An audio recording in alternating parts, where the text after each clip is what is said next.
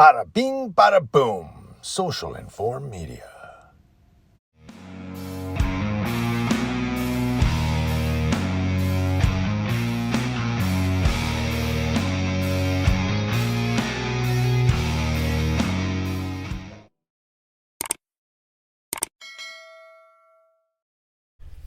This story comes to us from inewsource.org. This is a very lengthy story. It's pretty long, but I'll put a link to it in the description box if you want to go and read the whole thing. But it's out of San Diego, and it deals with when you FOIA, or Freedom of Information Act, when you FOIA request police records to look at how many complaints an officer has, it doesn't tell you what discipline he received. That's what they're saying.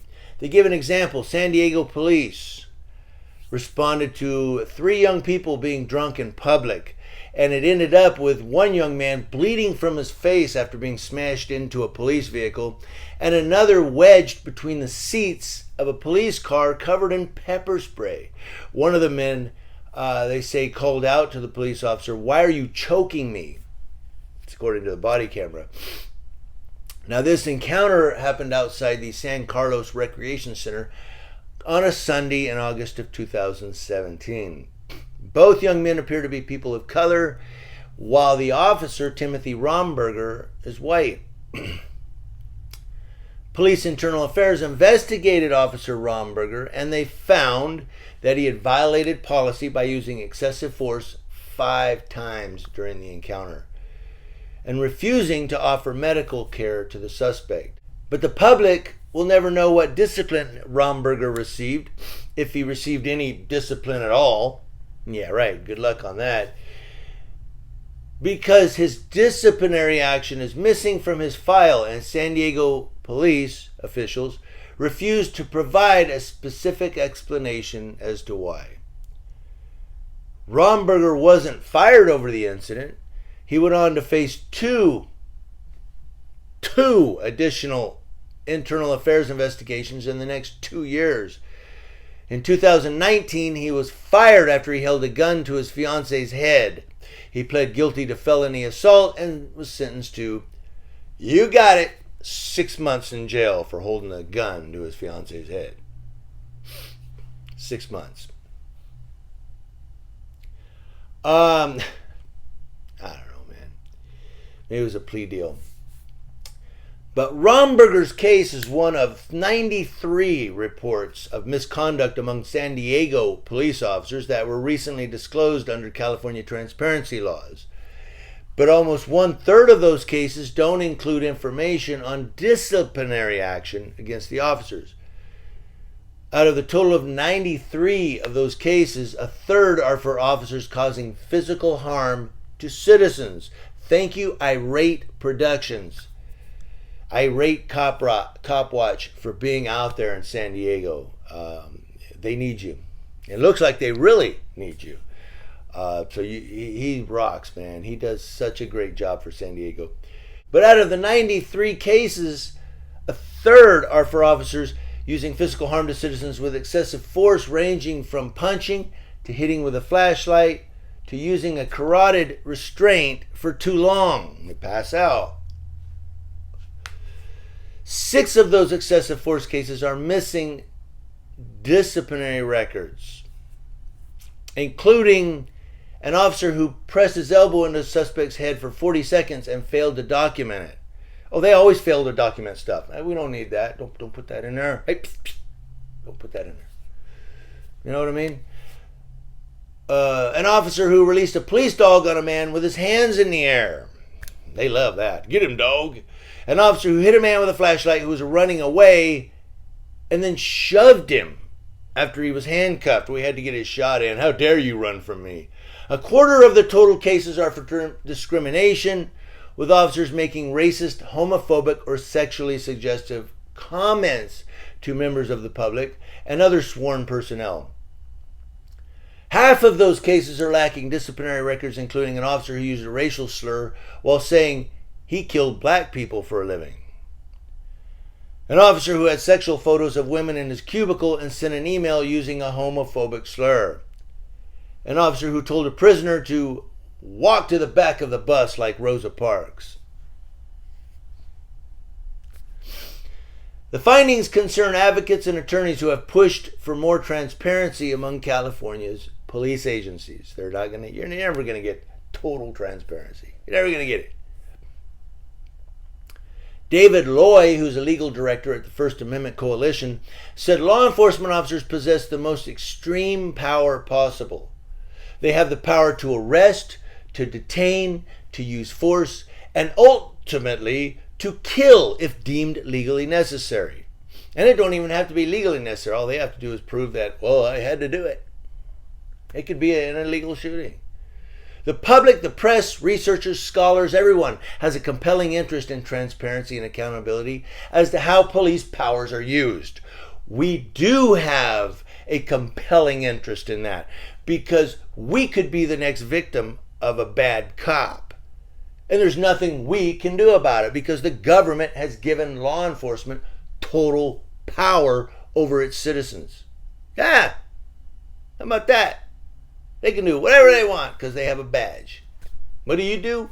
Okay, officer. Or you get beat down and handcuffed. SB 16, State Bill 16, which went into effect last year, requires California police agencies to publish records on several categories of misconduct, including discrimination, excessive force, and unlawful searches and arrests. It builds on another law from 2018, State Bill 1421, which publicized findings of dishonesty and sexual assault among police officers, in addition to records of officers shooting people and using force resulting in great bodily injury. And it talks about it here. I'm gonna drop down. This, like I said, this is a really long one. It gives you San Diego's police explanation. Let's see how they cop-splain.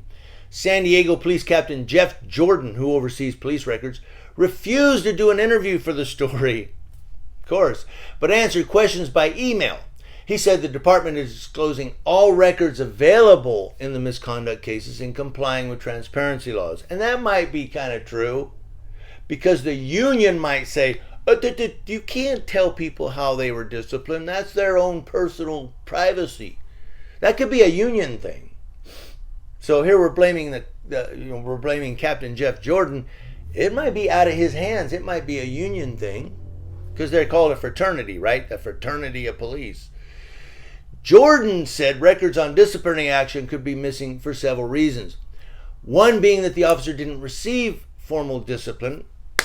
Bad cop. Stop it. But instead, an informal consequence like a verbal warning, that's what I just said, that may not stay in the officer's employment files. Bad dog, no biscuit. It's also possible that the officer left the force before discipline was issued. They should know about that, right? I mean, if he resigned, he's probably a cop now in Long Beach or somewhere. I don't know. A spokesperson for Mayor Todd Gloria, and I hear from people in San Diego who say Mayor Todd Gloria is such a saint. Right. Sarcasm included. A spokesperson for Mayor Todd Gloria declined to comment on these issues. Retired La Mesa police captain Dan Willis is an expert on police culture and psychology, and he said for many cases it's like the punishment was not severe. He says the most reasonable explanation, it was less than formal. Maybe the guy had to take a class, maybe he had to do some different training, maybe he just got scolded by the lieutenant. That's what I said. Bad dog. Go lay down. Don't do it again. Maybe he had to do some different training. Yeah, it's not going to work. You could give him all the training in the world. Maybe he had to take a class. Yeah, there you go.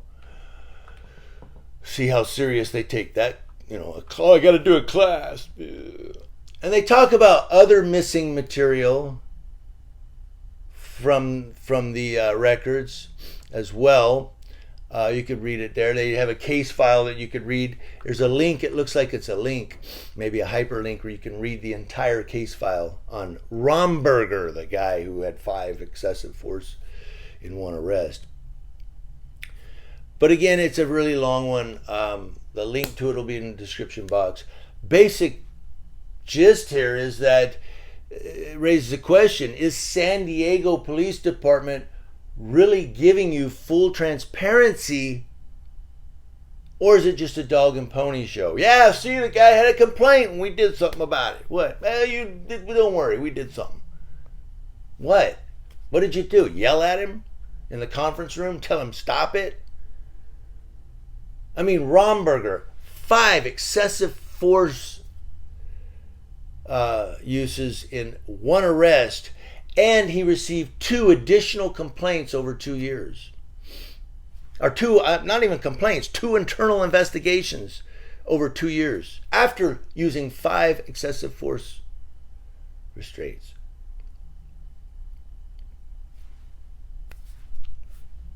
Bad dog.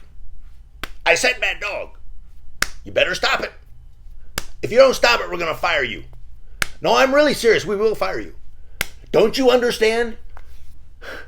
When?